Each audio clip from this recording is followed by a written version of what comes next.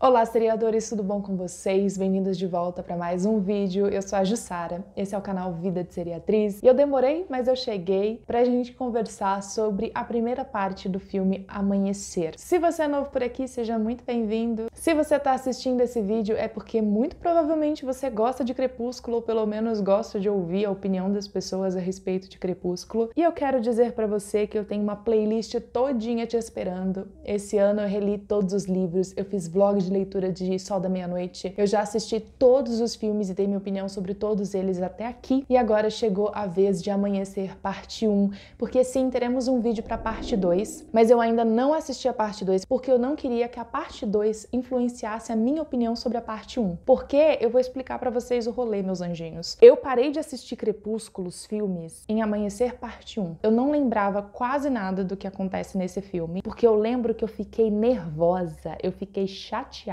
Eu falei, eu não quero mais saber disso na minha vida, porque eu achei muito ruim. A partir de Eclipse eu achei muito ruim, vocês já sabem minha opinião a respeito de Eclipse também. E aí a parte 2, eu assisti só o começo. Ali eu falei, não quero, larguei, deixei pra lá, nunca assisti a parte 2 de Amanhecer. Eu convivo com isso até hoje. Pois é, eu sou meio psicopata. Então, se você é novo por aqui e gosta de Crepúsculo, já deixo a minha playlist pra você poder conferir. Mas hoje a gente vai falar de Amanhecer parte 1 e depois teremos o vídeo de Amanhecer parte 2. Ainda tem muito conteúdo de Crepúsculo vindo nesse canal, então já fica o meu convite para você se inscrever se você gostar desse vídeo, já deixar o seu joinha que me ajuda demais, vocês nem fazem ideia, e compartilhar esse vídeo com aquele seu colega que fala mal de Crepúsculo ou que fala bem, não sei, compartilha com quem você quiser, com quem você achar que vai gostar desse conteúdo. Mas sim, chegou a hora então da gente dissecar esse filme bem aqui. Eu vou dizer para vocês que a parte 1 de Amanhecer não é necessariamente ruim, tá? Não é aquela coisa horrorosa, meu Deus do céu, nunca mais quero ver isso na minha vida. Eu tinha uma lembrança muito diferente, na verdade eu tinha um sentimento muito ruinzinho quando eu pensava em assistir Amanhecer parte 1. Então eu fui assistir com a minha expectativa assim, ó, enterrada lá no chão, talvez por isso que eu tenha me divertido um pouquinho, que eu já não tava esperando nada. Tem muita coisa que deixa a desejar em Amanhecer? Tem! Já vou adiantando para vocês que tem bastante coisa,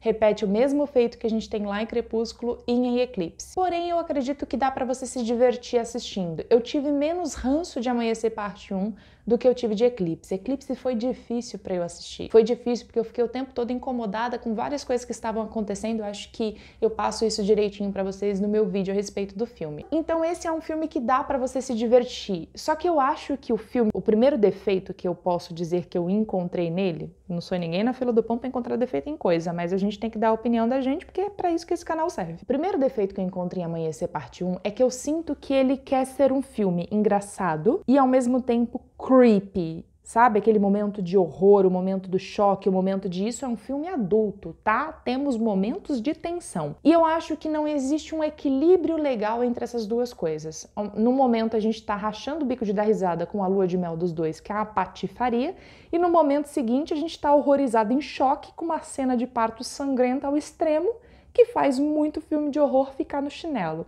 Então fica um pouco confusa ali. E eu entendo esse erro cometido pela galera que fez o filme, porque o livro ele tem essa vibe. O livro ele tem essa pegada de comédia, de humor leve, de tranquilo, de mundano em alguns momentos, e de repente a gente tá falando dos Volturi, de repente a gente tá falando de pessoas entrando numa sala, enquanto todo mundo tá gritando, morrendo, porque os Volturi estão comendo criancinha. Isso soa errado. É vampiro, gente, que morde pessoa. Enfim, então eu entendo esse deslize da gente estar uma hora muito leve e de repente muito forte, mas eu acho que para você contar uma história desse tipo, você tem que ter ali um ponto de equilíbrio para a coisa não ficar muito grotesca, muito surreal. Então eu sinto que Amanhecer tem esse deslize aí. No momento a gente tá feliz, no momento seguinte eu tava lá tensa, sem saber exatamente se eu queria continuar assistindo aquela cena ou não. Mas vamos por partes. Primeira coisa, eu não entendo a necessidade de tacar um pesadelo na cabeça da Bella a respeito dos Volturi, envolvendo o casamento dela, aquela cena toda, se a gente não vai seguir fielmente os acontecimentos do livro. Por que a Bella tá tendo pesadelo com os Volturi, gente? Porque a Bella, o subconsciente dela, já tava mandando sinais, mande um sinal, de que ela teria ali um bebê vampiro. Já falei isso pra vocês. O inconsciente da Bella, aquela partezinha que desperta quando ela tá dormindo, é uma peça à parte, porque o cérebro da Bella é um personagem à parte em Crepúsculo. Então, quando a gente tem lá no livro ela tendo pesadelos com os Volturi, ela tá sempre fazendo o quê? Defendendo uma criança, porque ela escuta a história das crianças imortais e blá blá blá, aquilo fica na cabeça dela e o subconsciente dela vai passando aquela informação. E aí, de repente, ela percebe que ela tá com um bebê na barriga. Se eu não me engano, essa é a ordem dos fatores. Mas de qualquer forma, ela tá tendo pesadelos com Volturi voltado com uma criança. E aí, o que a gente tem no filme é um pesadelo com os Volturi solto no início do filme, pra depois a gente não ter os Volturi mencionados em nenhum momento da parte 1. Então, se eu não vou ter essa ameaça pairando em cima da cabeça dos Cullens, nem que seja num formato de bilhete, se a Bella não virar vampira, vou matar, não tem por que ter aquela cena do casamento, dos Volturi tudo vermelho. Desnecessário, desnecessário. Pode falar pra mim que é devido ao trauma que ela vem carregando de Eclipse, mas eu tô falando da história do livro, né? Tô usando aqui os motivos para que ela tenha medo dos Volturi. A Bella não tem medo dos Volturi pelo fato de se transformar, até porque o casamento dela tem esse intuito. Não tem motivo para ela sonhar necessariamente que os Volturis invadiriam o casamento dela, mataria todo mundo. Mas tudo bem, vamos relevar aqui dos males o menor. Esse é o momento que menos me estressou com o filme. Tivemos outros momentos piores que esse. Eu só acho um desperdício você colocar os Volturis naquele momento da história para depois a gente não ter mais eles nessa parte 1. E isso faz com que nessa primeira parte da história a gente não tenha uma ameaça real. A gente não tem uma ameaça real, porque eles tiveram que improvisar isso colocando uma ameaça pelo lado dos lobos. E aí a coisa ficou ainda mais surreal, porque se a gente não tem os pesadelos, se a gente não tem os Volturi e tudo mais, a gente não tem vilão na história. O vilão, na verdade, é o bebê que a Bella tá esperando. Então eles forçaram um pouco a barra na questão dos lobos, mas a gente já vai chegar ali. Apesar do casamento da Bella ser um pouco diferente do que é no livro, na verdade, várias coisas são diferentes do que é no livro, mas apesar disso, eu devo dizer pra vocês que eu gosto muito da cena do casamento por causa da cena do discurso. Eu não sei vocês, mas aquele momento compensa todo o filme pra mim. Eu quase esqueci, inclusive, que eu tinha que fazer uma análise do filme, porque eu fiquei horas rindo. Eu não sei quem foi melhor, eu não sei se foi o Emmett, eu não sei se foi a Jéssica, porque maravilhosa, personagem incrível, super bem interpretada, amo e defenderei. Eu não sei se foi a Renée cantando do nada, aleatoriamente, não sei se é o Charlie usando o palanque pra mandar o recado pro Edward, falando: meu anjinho, eu sou policial, eu sei caçar você até o fim do mundo se for necessário. Enfim, eu simplesmente amo esse momento do filme. Eu acho que foi um acerto eles terem colocado esse momento de descontração. Crepúsculo é uma história engraçada nos livros e essa pontinha de humor tá presente nessa primeira parte de Amanhecer. E eu gosto disso, tanto que eu já falei antes que eu gosto dos momentos em que a personagem Bella, ela tá sendo mais engraçadinha, ela tá carregando um humor do que quando ela tá depressiva. Eu acho que eu me divirto mais, eu sinto mais a energia real da Bella quando a Kristen vai pra esse lado um pouco mais cômico e deixa a depressão de lado. A cena do Charlie, pra mim, parado na escada, analisando o quadro ali de chapéu de formatura dos Cullens, foi tudo pra mim. Preciso falar sobre Bella como noiva, ou melhor, Kristen Stewart interpretando Bella noiva. Eu gosto da Bella noiva. Eu achei que ela ficou muito bonita vestida de noiva, eu achei que faz todo sentido aquele momento dela super tensa e de repente ela olha no altar, vê o Edward lá e tudo se resolve, tudo se acalma. Eu gostei desse momento. Só que ainda assim falta pra mim um clique na história que me faz comprar 100% a Kristen como Bella. E sem contar que eu não sei o que aconteceu, parece que nesse filme a cabeça dela tava solta no pescoço, porque era um tal de falar... Por que ela... Mano, chega a doer a cabeça se eu fizer isso o tempo todo, sabe? Ela balanca demais a cabeça, chegou uma hora que eu fiquei tonta, mas talvez seja a implicância que eu tenho com ela interpretando a Bella. Eu juro, eu vou fazer análise de outros filmes da Kristen nesse canal, vocês vão ver que eu não tô pegando no pé da atriz. É porque realmente, como Bella's fã, às vezes ela me estressa. A Kristen, quando foi preparar a Bella, ela pegou lá no livro assim, desengonçada, escreveu no caderninho, desengonçada, depressiva, tímida, e pegou umas coisas aleatórias do livro, sem contexto, e tacou na personagem dela. Que eu sinto que a Bella é desengonçada, sim, ela tem os momentos em que ela é extremamente tímida e tudo mais, só que dá pra ver que ela não é só isso, sabe? Dá pra ver que ela é muito mais do que isso. E em alguns momentos eu vejo isso na interpretação da Kristen, em outros momentos eu não vejo. Sobre Robert Pattinson de noivo, sim, digo sim, inclusive várias vezes me imagino naquele corredor em direção àquele altar, então muito obrigada Amanhecer por esse momento. Eu acho que Crepúsculo, eu já falei isso antes, Crepúsculo tem um elenco muito bom. Tá? Não tô dizendo que não tem. O meu problema é que às vezes a gente tem vários personagens que são muito bem interpretados, mas que poderiam ser extremamente extremamente melhores no papel se a gente tivesse um roteiro um pouco mais coerente. Mas em alguns momentos, alguns personagens que eu gosto muito, por exemplo, eu gosto muito do Robert fazendo o Edward, só que eu acho que em alguns momentos ele é vendido de forma errada. E eu não sei em quem que eu boto minha culpa, se eu boto minha culpa no Robert, se eu boto minha culpa no roteiro. Porque, por exemplo, eu acho que o Edward, ele é um personagem que nos livros ele é um vampiro, pipipipopopó, só que ele fica sempre tentando, junto com a família dele, passar como se fosse o mais humano possível. Eles tentam parecer humanos, eles tentam se enturmar, até porque eles convivem em sociedade, eles não podem ser vistos de fora como algo diferente, como algo exótico, tipo, no máximo exótico, sabe? No máximo, nossa, aquela família é diferente, mas não pode ir muito além disso. E às vezes eu acho que no filme pesam a mão em mostrar que ele é um vampiro. Não precisa. E eu vou te dizer que não precisa por quê? Porque quando eu mais gosto do Edward nesse filme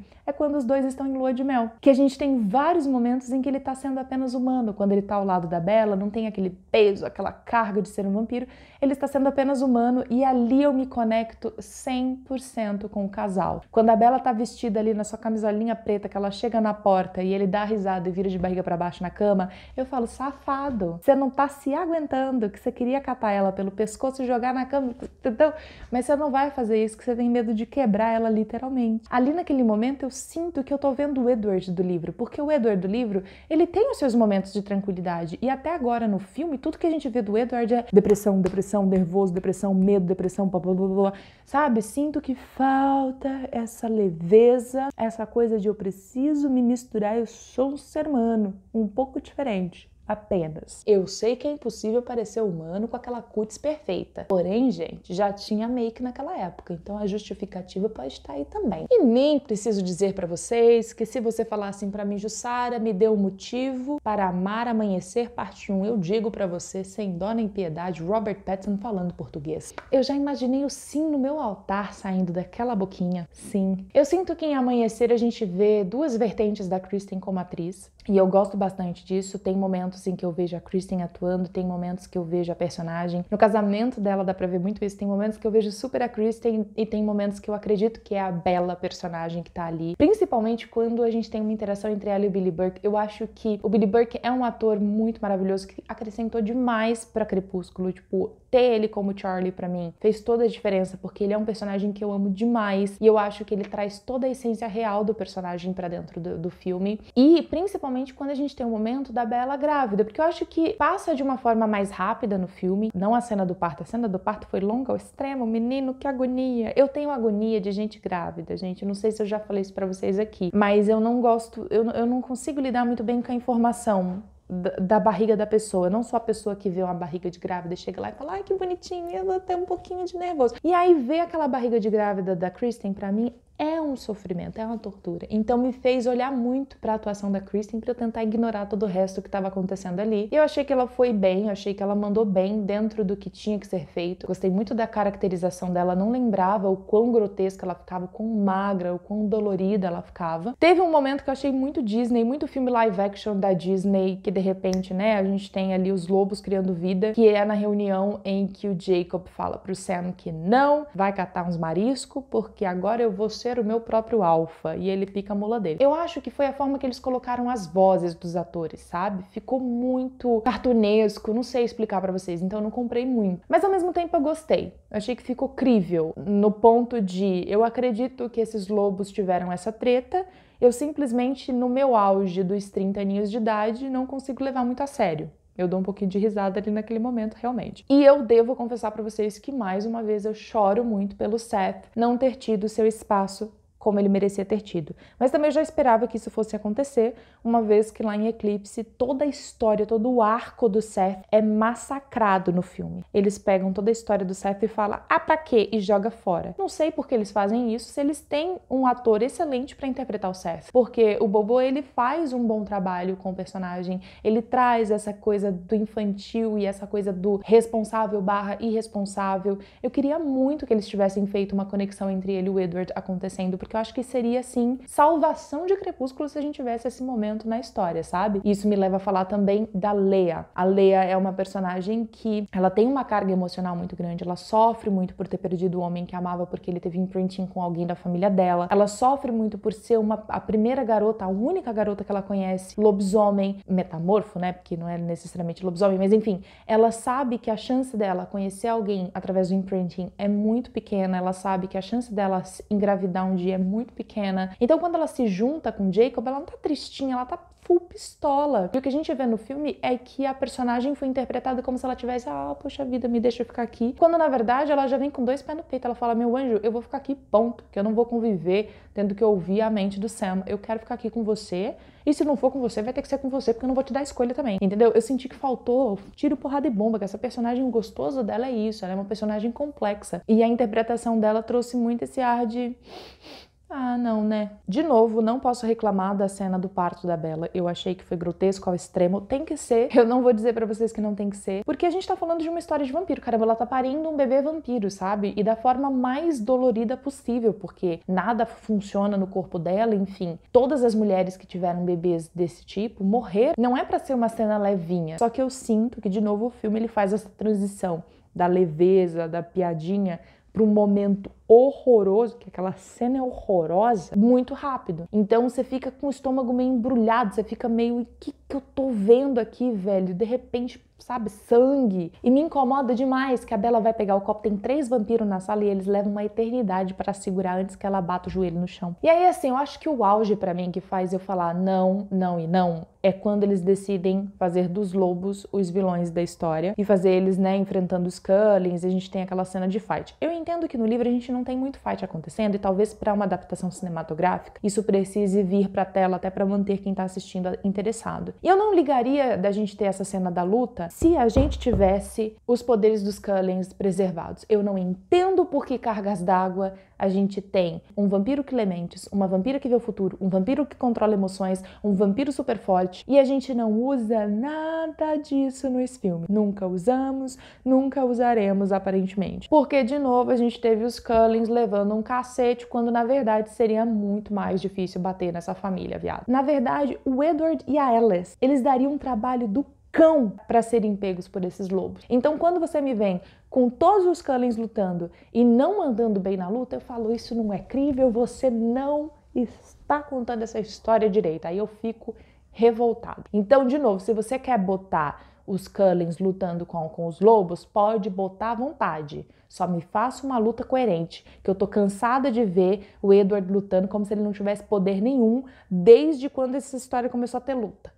Que já teve 300 lutas, coisa que nunca teve no livro, já teve 300 lutas aqui nesse filme. O filme diverte? Diverte. Eu acho que eu gosto mais dele do que Eclipse, devo confessar isso pra vocês. Me irrita menos do que em Eclipse. Só que eu acho que algumas coisas deveriam ter sido mantidas, como a questão da Leia, como a questão do Jacob. O impacto que tem o Jacob ver a Bella grávida não é nem metade, mas assim, nem 1% do que realmente foi pra ele ver a amiga dele, a mulher que ele ama naquela situação, sabe? Então, ok, eu sei que tem muita história a ser contada na parte 2 ainda, mas eu estou analisando a parte 1 pela parte 1. E aí a gente vai ver como vai ficar o restante. Porém, eu entendo, se você só viu os filmes até hoje, eu entendo por que você fala que Crepúsculo é ruim. Porque realmente a história, ela faz cada coisa que eu fico olhando e falando, o que é isso, viado? Da onde que veio? Pra onde que vai? Não faz sentido. Então, se você quer realmente descobrir qual é a história de Crepúsculo, o que essa história tem pra te entregar, se você quiser falar com propriedade, eu não gosto de Crepúsculo,